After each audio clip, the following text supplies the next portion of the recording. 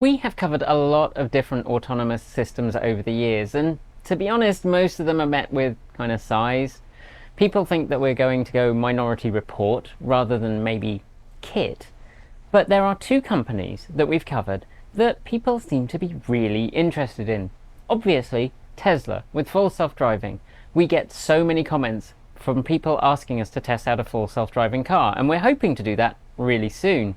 But the other company that we covered a couple of weeks ago, Comma.ai, also got people really excited, and you asked us to come down and do a deeper dive into their technology. So we're here today with Harald Schäfer, CTO of Comma. There are two versions of this video, this one which is the longer version and the shorter one which is over on the main channel. Head over there to check that out. And before we get started with the interview, don't forget to hit like, subscribe and the notification bell. If you want to support the channel, just wait to the end and we'll give you some more information about how you can donate to support our work. But now, let's get into the interview. Harald, thanks for having us here. Yeah, it's a pleasure. Can you just give us a quick overview of how Comma.ai's technology differs from those of the major OEMs? Yeah, so one big difference is that it's aftermarket. You install our dev kit in the car and then we can tap into some of the ADAS messages on the CAN bus and control the gas and brake and steering actuators on most of the modern cars that are sold with ADAS. So that's one big difference on that side. And the other is also just the general approach we have to self-driving is quite different. We have a more machine learning focused approach where we try to do more end-to-end machine learning, which means we're really just trying to make a system that uses machine learning to mimic human driving as opposed to more of a classical hand-coded system. So you said ADAS systems, so cars with driver assistance packages like adaptive cruise control and lane keeping assist. How does Comma tap in to use those systems? So the messages those cars use to control the gas and brake and the steering actuators for their system are just on the CAN bus. So they send these messages and then that actuates the steering or the gas and the brake. And we can just look at the messages being sent on the CAN bus, reverse engineer what those messages mean, and then we can use those same messages in our system. So I think a lot of people were concerned that, how can it create enough force on the steering wheel to actually steer the car? Because a lot of people, when they're using those lane keep assist systems, they're used to just like a little gentle nudge to track you back into the lane. Are they able to provide enough force, and how do you control that? So that really depends on the cars that we're working with. The steering motors are very strong. Most modern cars have electric power steering, which means basically all the force being applied to the steering rack is almost all the time an electric motor. And they then have their system, which takes in some messages on the CAN bus and applies some level of torque to the steering wheel. And that's really the manufacturer's choice, how much torque they allow to be put on the steering motor through those messages. And so some of the cars we use allow very little torque, and so that's a bit of a limitation of what we can do. Some of the cars that OpenPilot works on allow quite a bit more, so those we can take stronger turns in and that kind of stuff. So I know that some vehicles have separated CAN buses. For example, the Kia Niro, which a lot of our viewers know, I have a Kia Niro. You can control certain things from the CAN bus that's accessible in the cabin, but other CAN buses aren't easily accessible to end users. How do you get around that problem? So I think for basically all the cars that we support, there's a camera module in the windshield which sends the messages to do the steering commands for the ADAS system that they ship with.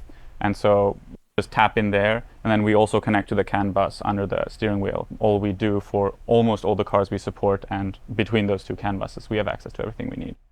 And I know that some of our viewers were interested in the fact that you have some support of Tesla. I think it's community-supported Teslas. Is that just the Model S, or is that other vehicles? I'm not 100% sure. I think it's the older Model S's that either didn't have autopilot or had an older version of autopilot. And yeah, there's quite a big community of people that run autopilot on those cars. What is it that makes using an end-to-end model for learning either better, or why have you chosen to go down that route rather than doing object identification and hand coding that kind of stuff? So we've said many times that we think there's no human understandable layer between perception and planning. That is, we don't think there's a complete list of things that a perception system can output that we can then use to make a plan of how to drive.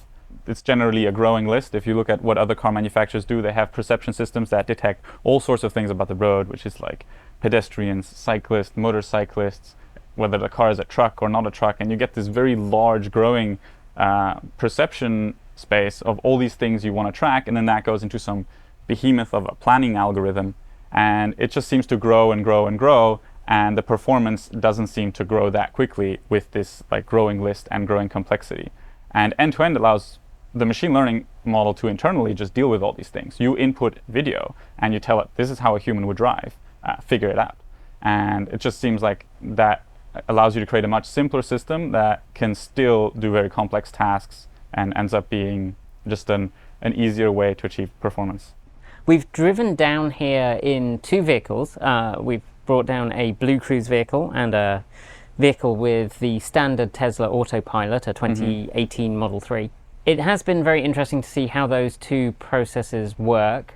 The Tesla in particular shares some of the information about what it's perceiving in the world around it, and watching it identify, like, this is a truck, but then switching to, no, actually that's a pickup. No, maybe it's a pickup or a truck or it's a large car. I can see how that information is not necessarily important, but does the system separate those? Can you tell if the system is identifying those different kinds of vehicles and the kind of different behaviors you might expect from them? You could run all sorts of tests to figure out a specific thing that you want to figure out whether the model sees. I mean, the case you say like a car and a truck, a reason that might be different is people tend to stay further away from trucks because it obscures your vision. And so you think, oh, that's a distinction you do have to make, but then now you have to have your perception system handle the fact that it needs to both detect cars and trucks. And for every one of these tiny things, you're just having this growing list. For us, we can just see, like, can we group, for example, the cases where the model wants to stay far away from a lead or where it wants to stay close to a lead, and then you can probably see these distinct groups of different types of leads or different types of situations. Whenever we want to find out something specific about the way the model interprets the world, we can just write some basic filters on just clustering different types of output or different types of action plans. And I would say you have been really open about what your model is seeing and what your model is doing. I noticed that you had a blog and you had some shots of, this is the image that is being fed in and this is what it's perceiving, it's reconstituting that. And it was interesting to see that it does identify something that you can see as a car or a van, but it loses a lot of the information that is just unnecessary. And that presumably lightens the processing load when it's trying to work out what it should be doing if it's discarding a lot of that information. Yeah, so I mean, it really allows the model to focus on, what's relevant for driving, because that's ultimately what we train it on, is like make sure you drive, like these humans have driven, and then the model can prioritize itself what it thinks is important and how to distribute its processing power, basically. And you recently launched the Comma 3, which is your first piece of dedicated hardware? I guess it depends what you mean by dedicated hardware. We've released hardware in the past, like the Panda, which is the interface with the car, which we designed as well. But it's the first complete system that doesn't rely on like a cell phone or anything like that. And what kind of benefits are you getting on there from specialized automotive equipment? Like you have the onsemi camera, which I believe has LED flicker reduction and things like that. What kind of benefits does that give your autonomous driving system? I'm not sure if it's necessarily because it's specifically automotive, but I mean, compared to like cell phone cameras, the cameras are just much better. They have better dynamic range, and we can put lenses on them which are way better than a normal phone lens would be. So we can just really get the maximum image quality in like a different axis of importance. We care really about like low light conditions or glare, because the autonomous system needs to perform good in all conditions. When people take pictures with their cell phone, maybe it's more okay that it doesn't work at night, for example, but you just want something that can cover the whole spectrum of lighting conditions on the road. Another question that has come up is that, as I mentioned before, some manufacturers separating out different CAN buses. A lot of manufacturers are moving to a subscription model for their autonomous systems or for extra features on a vehicle. Do you foresee that being a problem with them maybe trying to restrict access to CAN buses? Yeah, I mean, this is something that, Comma's been around for quite a long time, and at the time it also seemed like, oh, is this going to end soon? Is we all of a sudden not going to be able to control these cars anymore with CAN bus? But so far it hasn't been true. The amount of cars that are being sold that would work with OpenPilot just keeps increasing. So it's not really something that I think is very concerning until we see that trend actually reversed. So far that type of speculation hasn't been correct. So. So over the last few years, you've had increasing success with your end-to-end lateral model, and you're shifting now to do longitudinal. Can you just explain a little about what the difference is between those two things and how you're approaching that? Yeah, so lateral is basically controlling the car's steering, and longitudinal would be the gas and brake. In the past, we've put a lot more focus on lateral because on longitudinal, you can make a relatively simple system that just follows the lead car and follows your set speed on the highway and get almost all of the benefit. On the highway, where an ADAS system is generally most useful, the lateral problem is much harder to get to a useful state that people would enjoy. So that's why we really put a lot of focus on lateral there. There's just a lot of small technicalities that can make a system uncomfortable to use in certain situations. If it gets too close to a curb, even if there's a lane line right by the curb, then end-to-end can help by spacing it out a little bit more, or you don't necessarily follow the center of a curve when you take a curve on the highway. You don't stay right between the lane lines. You kind of take a more human action, and by moving to end-to-end there, we can get just much more human-like and smooth behavior. And so that's why the large focus was on lateral. And then now we're kind of getting through all the highway stuff and we're thinking more about city stuff, then now longitudinal becomes very important as well. So we're really working on the end-to-end longitudinal part, which should, once we get it working pretty well, allow for complete driving through stopping at stop signs, stopping at red stoplights, or driving through green ones, or slowing down for turns or exits, or managing speed when there's a slow-moving traffic lane next to you and your lane is open. You don't want to just accelerate away. But yeah, by really just making the models mimic human behavior, we've seen that you can get much more natural behavior, much more enjoyable experience. And I mean, at this point, we're the only end-to-end self-driving system you can experience. Are you aware of anyone else developing an end-to-end system? I mean, I think in the scientific community, it's a pretty exciting concept, and everyone kind of wants to achieve that. But it doesn't seem like anyone has done that with significant success. There's some other companies that are working on trying that, but I mean, none of them that you could try yourself. To pop back to the Comma 3 for a second, you have an interior camera and you use that for driver monitoring. And I know that's been an increased focus for a lot of autonomous driving systems, not so much you who very much started with that as being an important concept, but I know that a lot of other autonomous driving systems have realized that people tend to use the system in ways it wasn't originally designed for.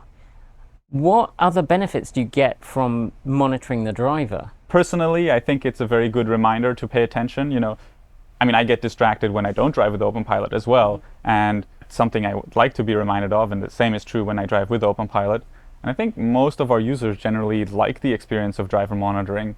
I mean, that's one side, and the other is, this is the safety model we design is the car will never make abrupt actions. It will disengage when you want it to disengage, and we try to make sure that the driver pays attention, which is part of the trade-off with a level 2 system.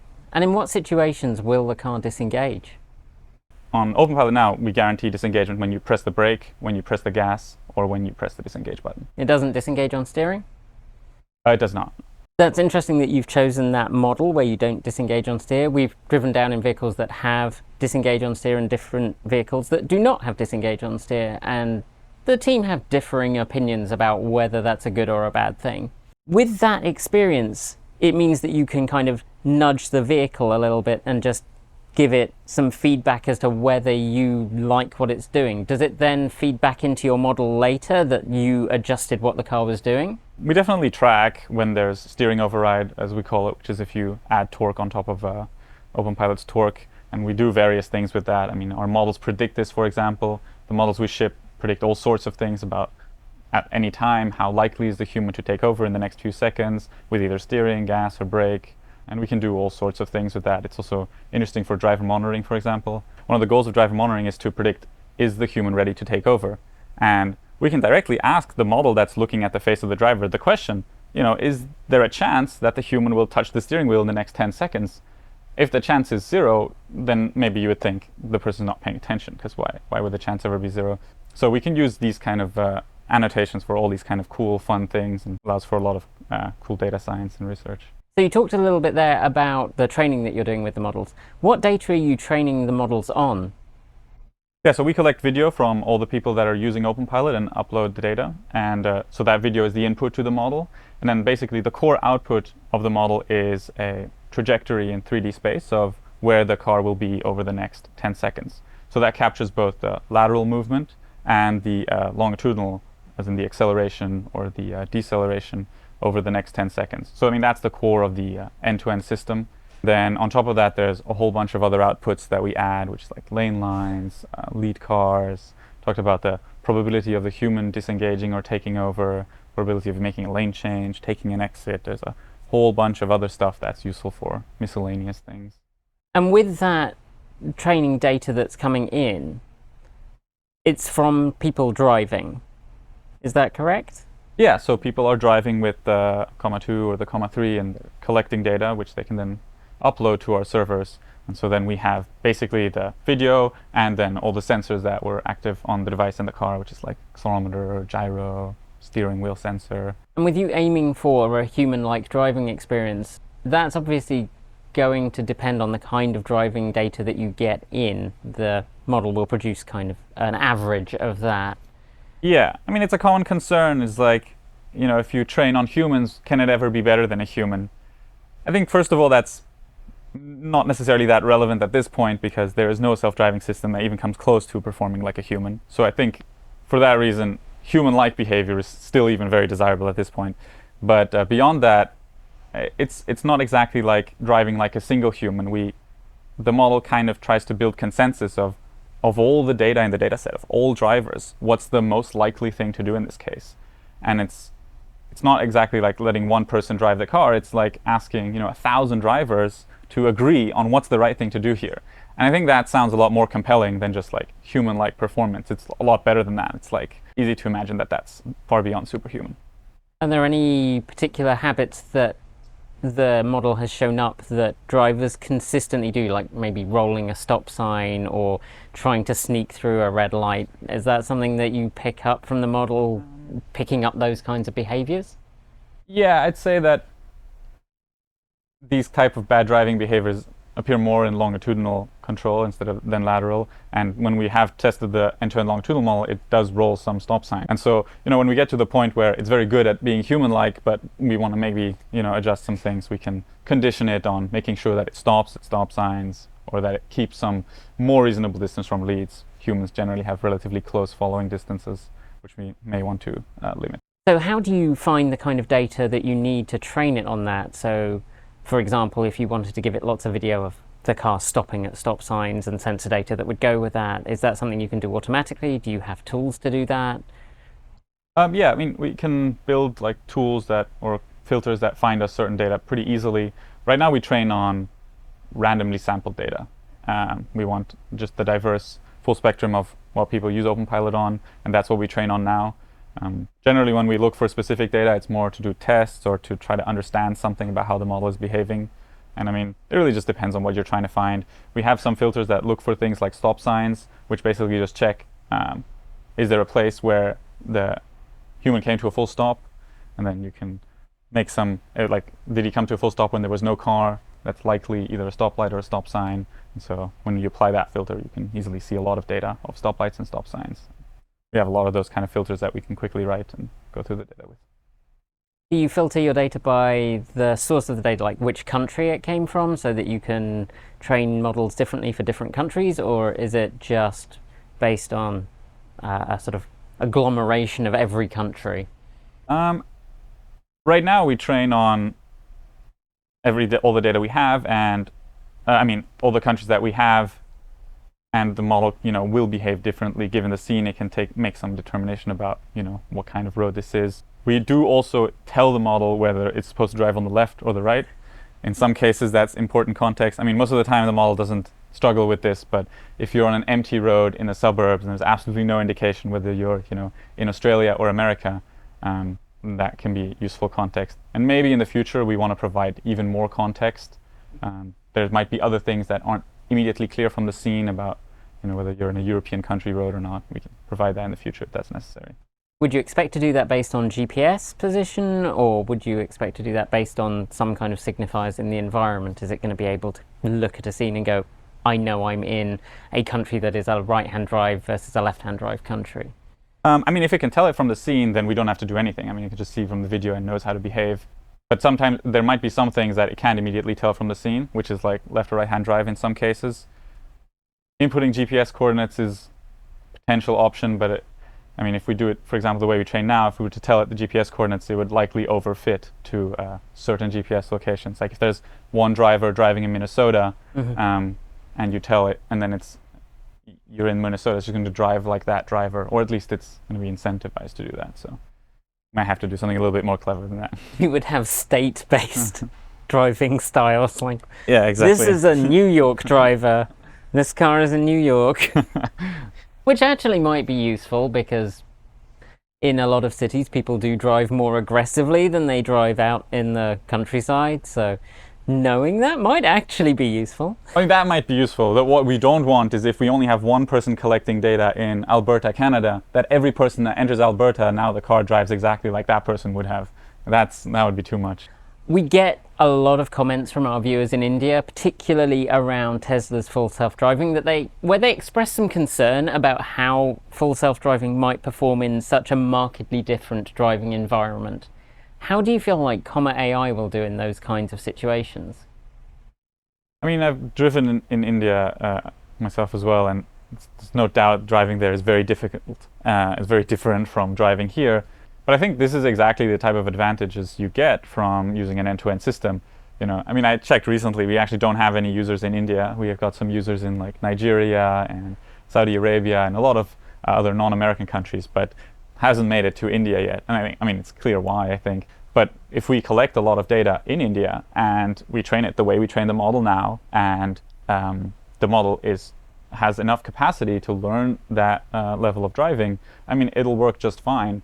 The difference is that systems that rely on hand-coded policies, where, for example, following lane lines is maybe a big part of what you do, this won't work at all in places where people don't really follow lane lines as rigorously. So I think this is exactly the type of reason you want to use an end-to-end system. Architecturally, it's completely robust to this, even if perhaps the problem for the model is harder.